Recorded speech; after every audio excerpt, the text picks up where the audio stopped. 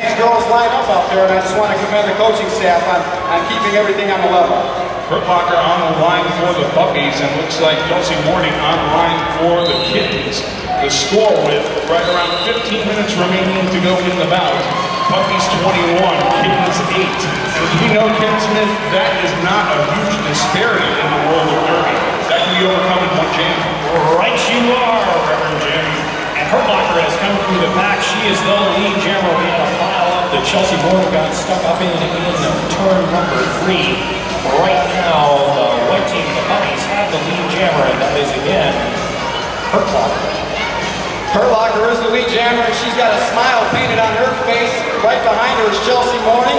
Fans of the Burning River Roller Girls are going to want to remember that name, Chelsea Morning. She will be the first Firestarter to graduate into the big leagues.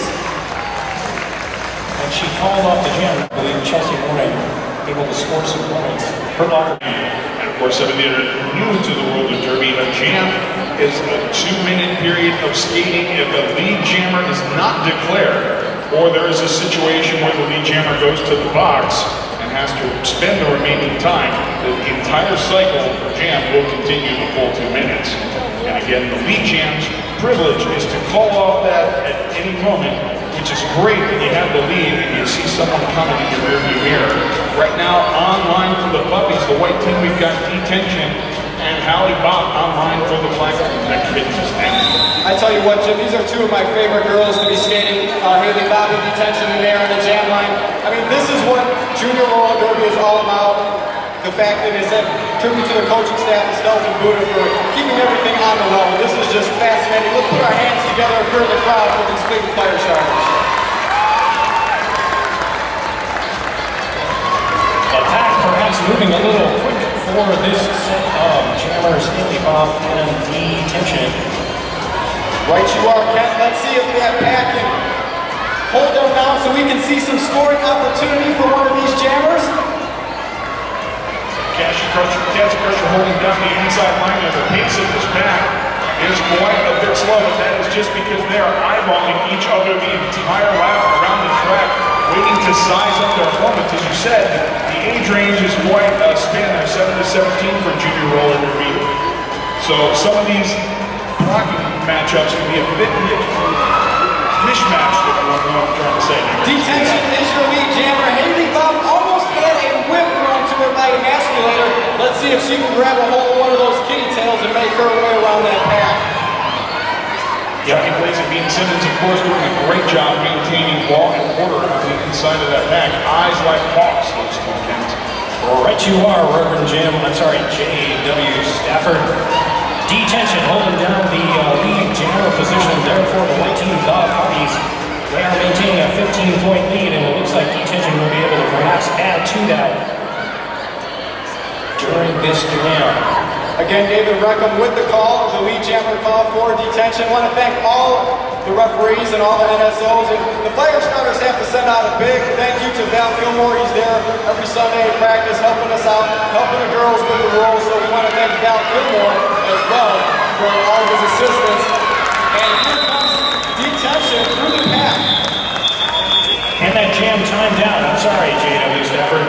But at the same time, for high crimes and misdemeanors, she will be forced side of the track and is seated in the penalty box. So wherever the penalty's called, you must exit the track, continue your lap around, and your penalty time begins when you're seated in the penalty box. So she very well could be in there this full jam.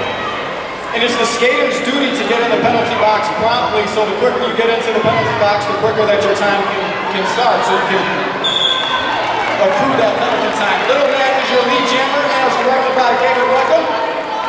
Red Rider jamming there for the kittens, looking to fight through the back, trying to take an outside line. Hurt Locker doing a great job stall blocking, but a beautiful little hip check being thrown there, just causing enough of a disruption for her to get by Hurt Locker. She's taking to the outside, and she finally makes her pass. Yeah, Pack Rat did a great job there, along with the rest of her puppy teammates, in keeping Red Rider back. But the real story on this jam is Little Nat, who is circling the track. Val Kilmore signifying that she is not lead jammer. And, all right, so our lead jammer other is Little Nat. I'm sorry, I got a little confused. Red Rider is not the lead jammer. That's because Little Nat came through. Little Nat putting up big points for her Puppy's team. And we see Red Ryder going around. She just got a penalty called on her, so Little Nat is now on the power jam. And Kent, that was a tremendous job of blocking by Pac-Man there. She was doing some great low blocking. And here comes the Grand Slam. And I tell you what, guys, hopefully we get out of here early enough so I can get to Denny's with this Grand Slam. The Grand Slam on the last jam, I got a taste of breakfast. Grand Slam in Derby World, it's 5 points. Wade scored 1 point for opposing team member Pat, and she just laughed at the entire pack.